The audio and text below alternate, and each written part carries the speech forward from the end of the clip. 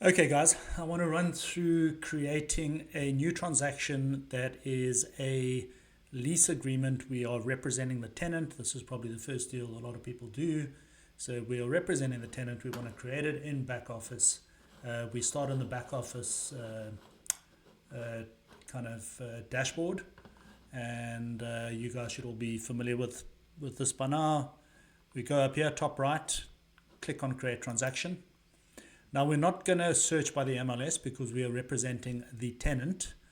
We don't know what property they are going to ultimately have. So we're just going to go create new. We're going to look at our status. We don't need these additional fields here. Okay, select these three top fields here we have to add, right? So we are representing a tenant, rent lease. There we go. Status. I suggest you guys put these, if you're actively working with someone, even if they haven't pinpointed a property, you're spending time on it, I would put it in here. And I would put it in as an opportunity first. And then when you put in the actual offer to lease, I would make it active. The reason I want it here is because this will show me the potential commission I can make on where I'm spending my time. Okay. So rent lease, it's an opportunity. He hasn't selected anything yet. And I am representing the tenant, and the tenant is the same as the buyer. It's a bit confusing. I don't know why they didn't just put tenant there. But anyway, that's what it is. And we're going to call this one whatever you want to. Tony's new tenant. And click next. Now, this is where people get confused. So there's two ways to add commission. One way is it's a percentage of the price sold, which is quite simple. It's standard for a sale agreement, typically 5% or 6%. Percentage of price sold, it says so here. That's fine. So you would put, if it was a sale, you would put 5% here. You'd put 2.5 here as... 5% here of price sold is the total commission. 2.5% of price sold is the listing side. 2.5% of price sold is the buying side.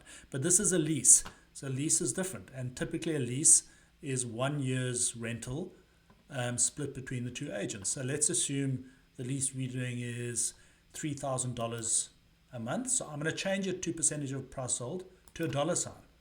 I'm going to put in $3,000. Then listing side, I'm going to do the same thing. I can still use the percentage if I want to go of total gross commission. So I could go percentage of total gross commission and put 50% here, and do that here also. But that might be confusing. So I'm just going to, because I'm using dollars here, I'm going to use dollars here. I'm going to split this commission for the listing side. I'm going to change to dollars here.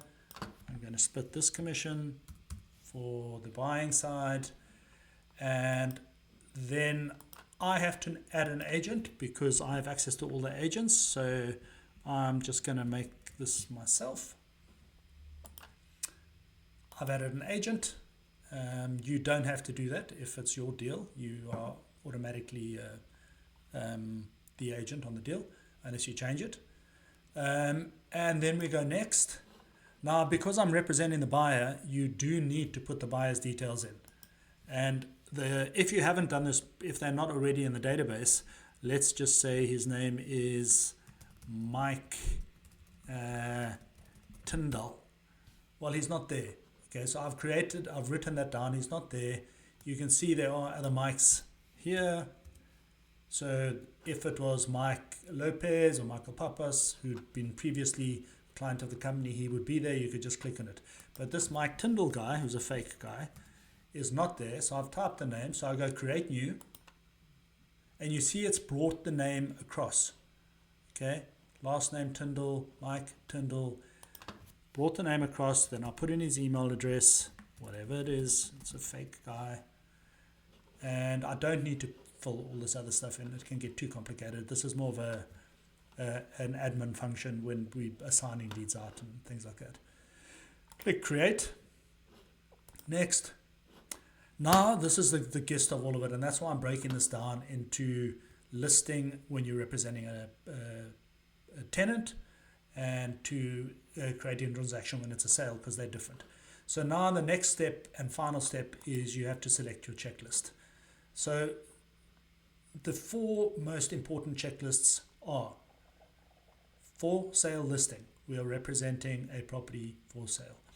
Buyer representation and transaction, we are representing a buyer.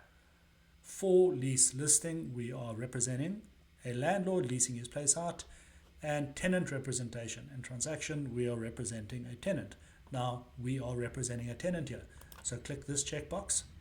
Click the W9 checkbox also, because you'll probably have to send that through to get the commission paid, and create your transaction. We now have your transaction created. You have your checklists. So you go into your tenant representation checklist, and you see the three agreements that you need are here: tenant contract, lease agreement, contract offer to lease.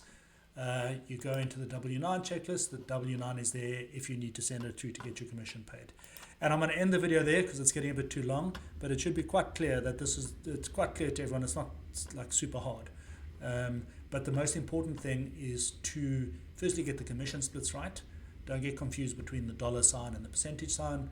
And then the final thing is select the correct checklist. They are self-explanatory, so I'm sure you guys will be good with this going forward. I'm not going to go into actually filling in the contracts. Those will be different modules. Otherwise, they get too long. Nice. See you on the next one. Bye.